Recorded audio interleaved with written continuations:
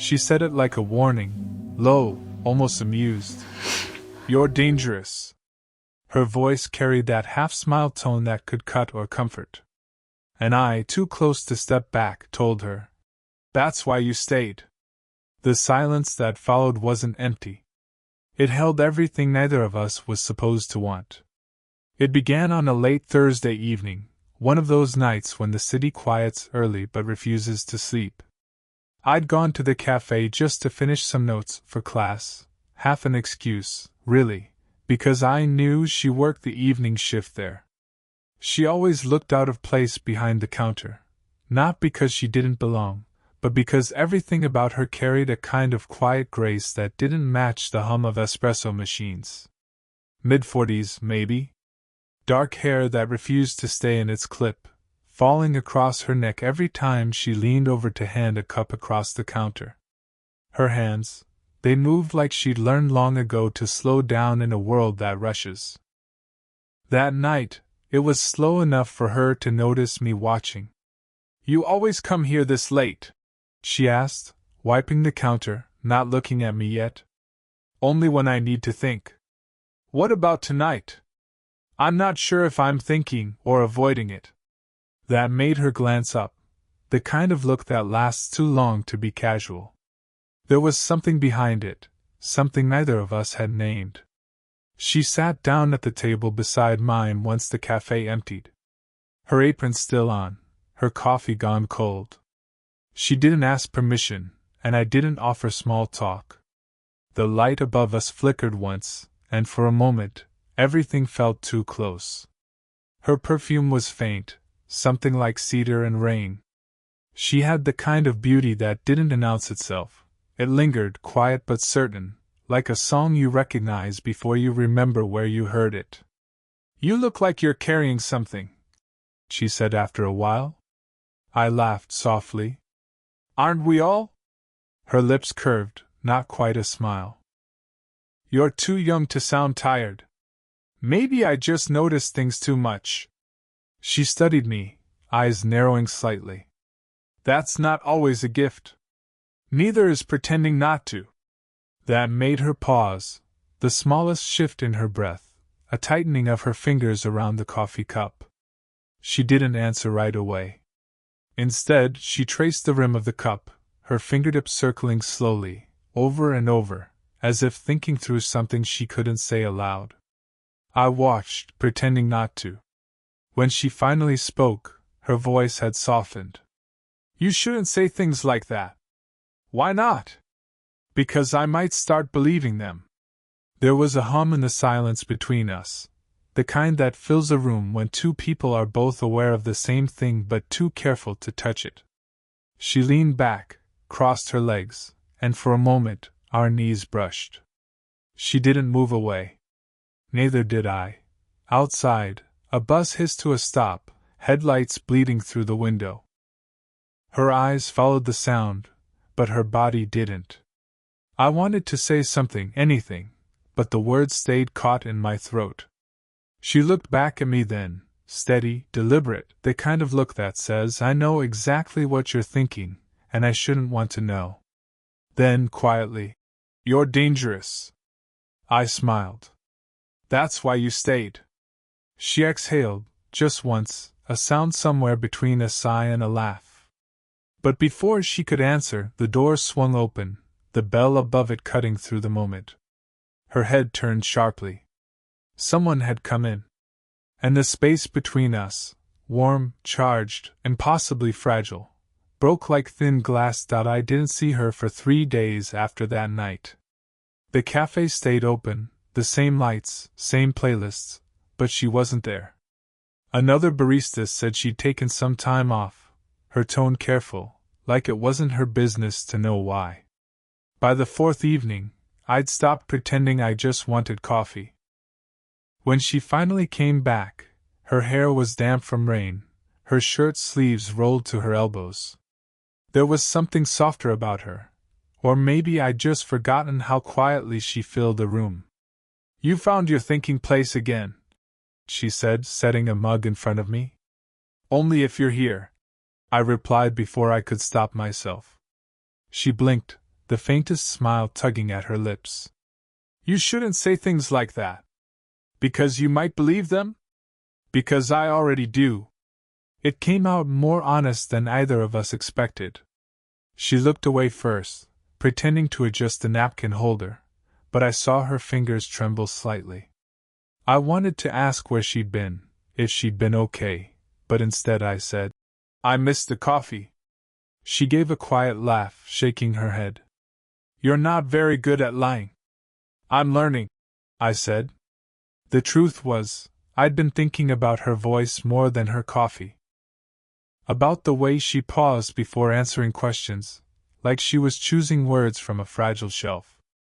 Later, when the last customer left, she joined me again, no apron this time, her hair dry now, loose around her shoulders. The storm outside pressed softly against the windows, blurring the streetlights. Were you married? I asked before I could second-guess it. She didn't flinch, just stared into her mug. Once. A long time ago. What happened?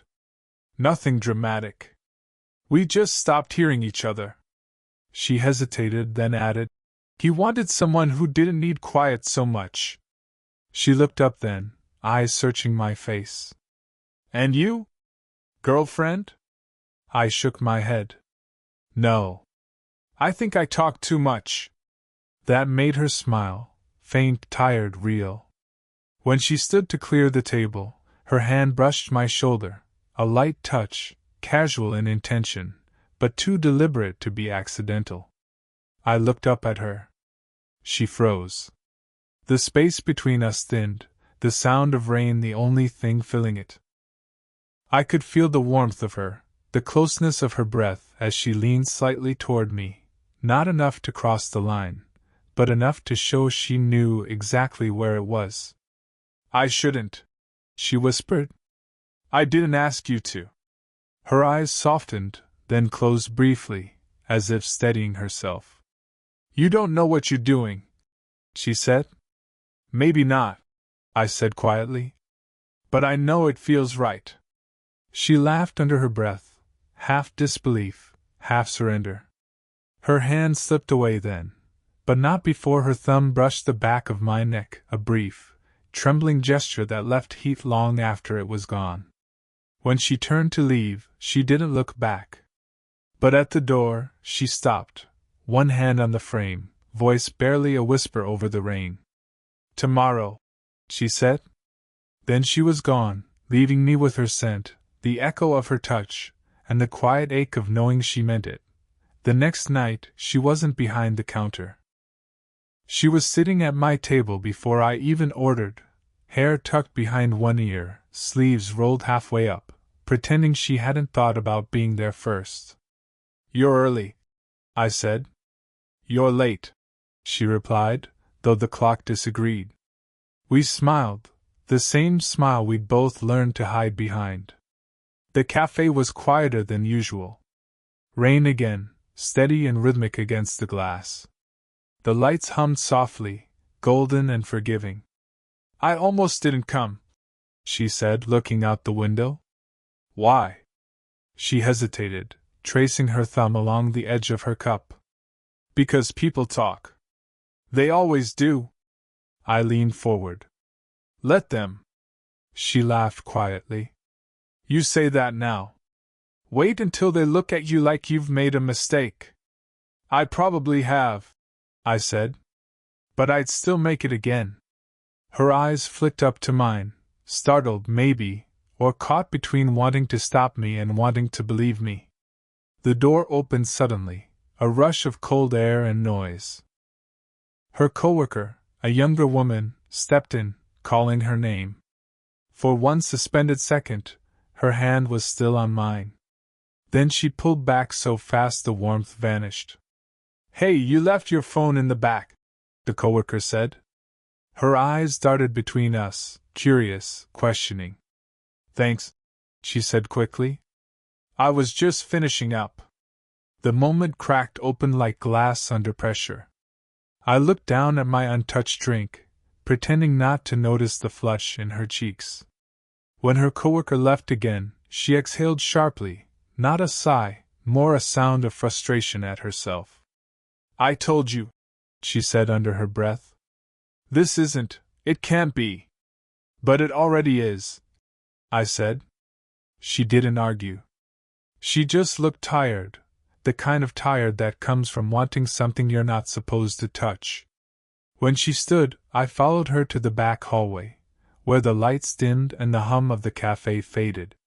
She turned toward me, back against the wall, eyes fixed somewhere near my collarbone. You shouldn't follow me, she said. Then tell me to leave. Her breath hitched, soft, uneven. Don't make me say it. I stepped closer. Not close enough to touch, but close enough to feel the heat between us. The air thickened, full of things unsaid. You're not helping, she murmured. I'm not trying to, I said. She laughed once, quiet, shaking her head. God, you don't even know what you're doing to me. Then show me. Her eyes met mine, wide, unguarded.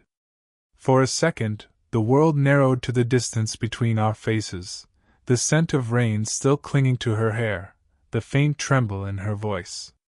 I thought she'd close the space. She almost did, leaning forward just enough that her breath brushed my cheek. But then, from the front, her name again, a voice calling, breaking the moment. She stepped back, hand against her chest, steadying herself. Go, she whispered. Please. I turned, hesitated, then started toward the door. Just before I reached it, she caught my sleeve, a single tug, barely there, enough to make me stop. When I looked back, her eyes said everything her voice didn't. Tomorrow, she said again, softer this time, as if making a promise she already knew she'd break. The cafe closed early that night. Some power issue in the back, she said, though I doubted that was the reason. The rain had finally stopped, leaving the streets slick and glinting beneath the yellow lamps. She stood at the door, locking it, while I lingered near the counter, pretending to wait for the last drop of coffee, pretending not to notice how her hands shook. You shouldn't be here, she said without turning. You keep saying that, I replied. But you never tell me to leave. Her keys jingled softly in her hand. Because I don't mean it. The words hung there, too bare, too dangerous to take back. When she finally turned around, her face was caught halfway between defiance and fear. Her hair had come loose again, a few strands falling across her cheek. I stepped forward before I thought better of it, and brushed them away. She didn't move. Her breath caught barely, but enough for me to hear it. Don't, she whispered. Tell me why. Because you're making this real. It already is. She exhaled, shaking her head, almost laughing at herself. You don't understand. I wake up every day reminding myself not to think about you. And then you walk in, and it's like... She stopped, pressing her lips together. Like I'm 20 again, and everything hurts. I stepped closer. The air between us changed, that magnetic quiet that hums right before two people stop pretending. Maybe that's not a bad thing, I said.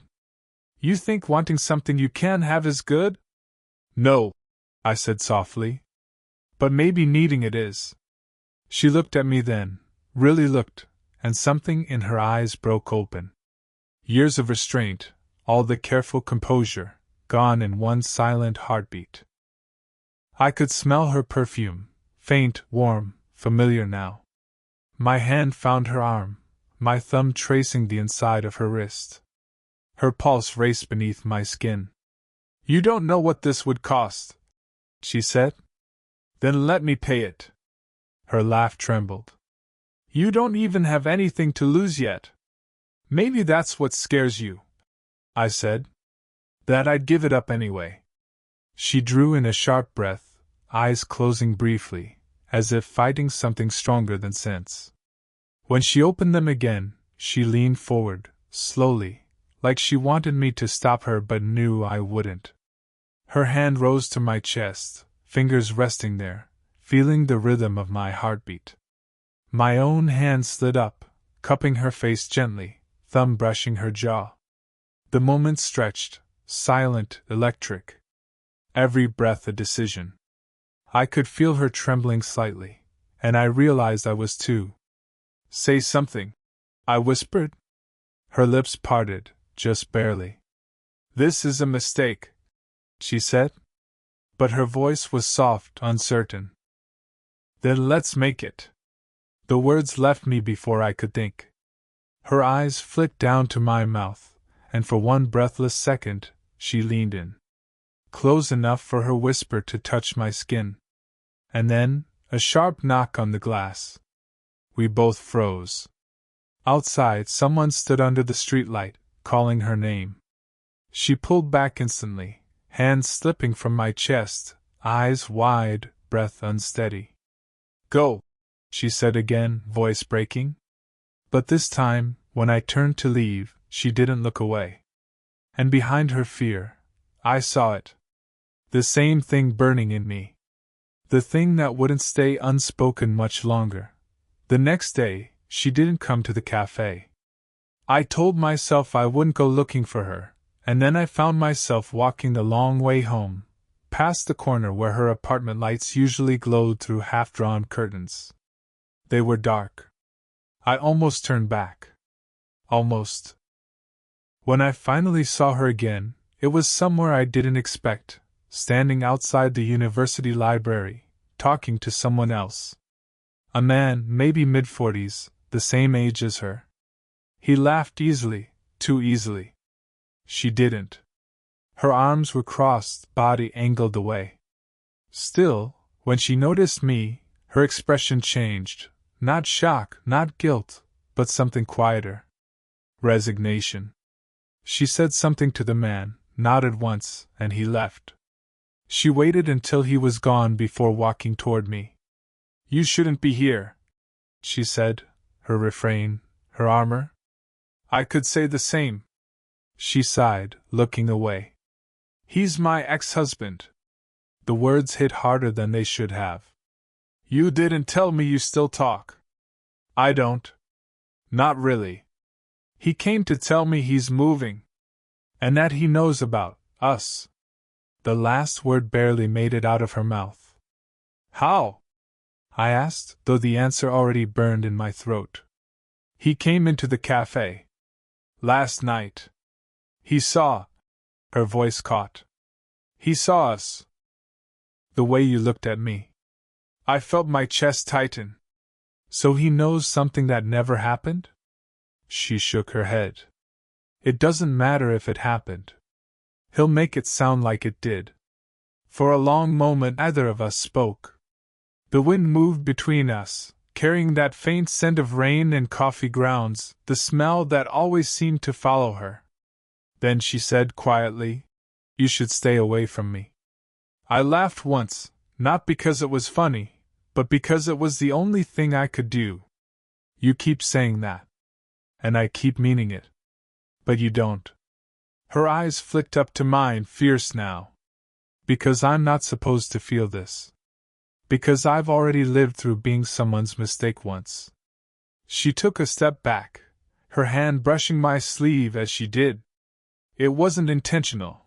I think she just misjudged the distance, but it set my skin on fire." "I'm not him," I said. "I know." Her voice cracked. "That's what makes it worse." We stood there, the space between us shrinking with every breath. "You think I don't see it?" she whispered. "The way you watch me. The way you stop yourself. Then tell me to stop." Her throat tightened. Her fingers curled into a fist at her side, trembling. "I can't," she said. I stepped closer, so close the air seemed to hum. My hand brushed hers, just enough to make her gasp softly. "Then don't," I said. She looked up at me, eyes full of everything she'd been trying not to say, and for a second, I thought she'd finally let go. But instead, she whispered, "Come to the cafe tomorrow. After closing." Then she turned and walked away, her hair catching the wind, leaving me standing in the middle of the street, knowing whatever waited tomorrow wasn't just another moment. It would be the point of no return. The cafe was dark when I arrived. The front door unlocked. Rain again, softer this time, a whisper against the windows. She was there, standing behind the counter, no lights on except the one above her, a small circle of gold spilling over her hands. She wasn't working. She was just waiting. When she saw me, she didn't move. Neither did I. "I wasn't sure you'd come," she said. "I wasn't sure I should." "You shouldn't," she murmured. "Then why leave the door open?" Her silence was the answer. I stepped closer, slow enough for her to stop me. She didn't. The air between us was heavy, full of all the things we'd swallowed for weeks. She looked tired but beautiful in that kind of way that comes from finally giving up pretending. "You said he knows," I began. She nodded. "He won't say anything. He doesn't care about me enough to." She smiled, small, bitter. "That's the irony, isn't it? The only one who sees me is the one who shouldn't." "I don't see you that way," I said quietly. "Not as something forbidden." "Then how?" "Like someone I don't want to forget." Her breath faltered. She turned away, hands braced on the counter. I could see the tension in her shoulders, the fight between what she wanted and what she thought she should want. When I reached her, I didn't touch her right away. I just stood close enough that she could feel me there. "Say it," I whispered. "Whatever you need to say." She turned then, eyes glistening. "You don't understand how long it's been since someone looked at me like that. Like I still have something worth wanting." My hand lifted, hesitant, searching, and brushed a strand of hair from her face. Her eyes closed as my fingers lingered against her cheek. "You do," I said. "You always did." Her breath caught. She leaned into my touch, just slightly, a surrender so small it could have been a mistake. "You make it sound simple," she whispered. "It is. Until we think about it too much." She laughed softly, almost breaking. "You don't know what this would do to me." "I think I do," I said. "You'd remember how to feel alive again." For a heartbeat, she didn't breathe. Then she stepped closer, until our foreheads nearly touched. "Don't make me choose," she said, voice trembling. "I already have," I said. Her hand found mine, fingers tracing the back of it, slowly, like memorizing something she wasn't sure she'd be allowed to keep. And then, nothing else mattered. Not the lights, not the rules, not the years between us. She leaned in, almost imperceptibly. The distance closed, half a breath, half a second, and everything we'd been avoiding was right there. But instead of kissing me, she pressed her forehead against mine, whispering, "If I start, I won't stop." "Then don't stop," I said. Her eyes opened, meeting mine, raw, unguarded, full of the kind of clarity that hurts. "This isn't about danger anymore," she said softly. "It's about what it means if I stay." And then, finally, she smiled, the smallest, saddest smile I'd ever seen. She didn't pull away. She didn't move closer either. Just stood there, hands still in mine, both of us breathing in the same fragile air, knowing that, whatever came next, we understood each other completely. The rain had stopped for good this time. The next morning, the city felt washed clean, sunlight on wet pavement, coffee steam curling through the cafe windows. She sat at the corner table, the one she used to avoid because it caught too much light.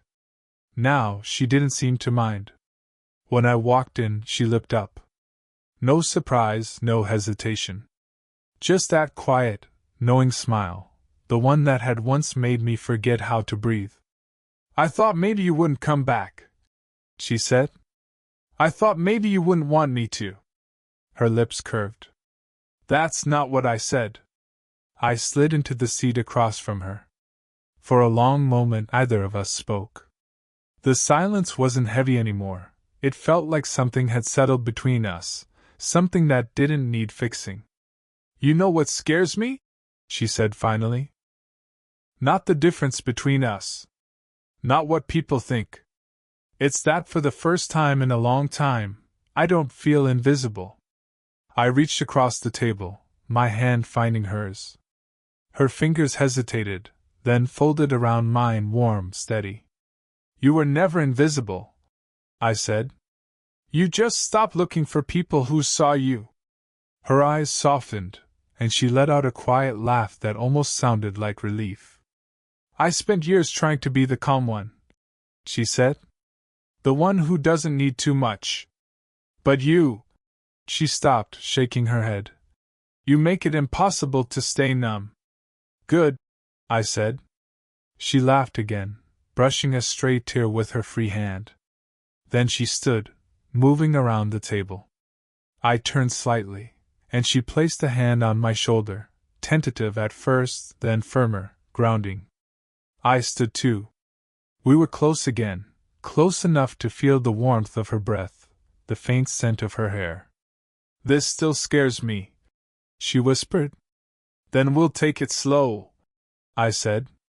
No rush. Just real. Her head tilted slightly, forehead resting against mine, the same gesture from the night before, but softer now, no longer trembling. The moment stretched, still, gentle, final. Her hand slipped into mine, our fingers fitting easily this time. No hiding. No hesitation. Outside, the street filled with light. The sound of the city returned, cars, voices, life moving on. We stood there, just long enough to know that whatever this was, however wrong or right, it wasn't going away. She looked up at me, smiling faintly. So dangerous, huh? I smiled back. You stayed, didn't you? She shook her head, but she was still smiling when she leaned in. Not a kiss, not quite, just her lips against my cheek, warm and certain. Yeah, she whispered. I stayed. Headphone, did you enjoy the story? What kind of stories would you like to hear next? More slow burn romance, emotional drama, or stories about forbidden connections that feel real? Tell me in the comments below.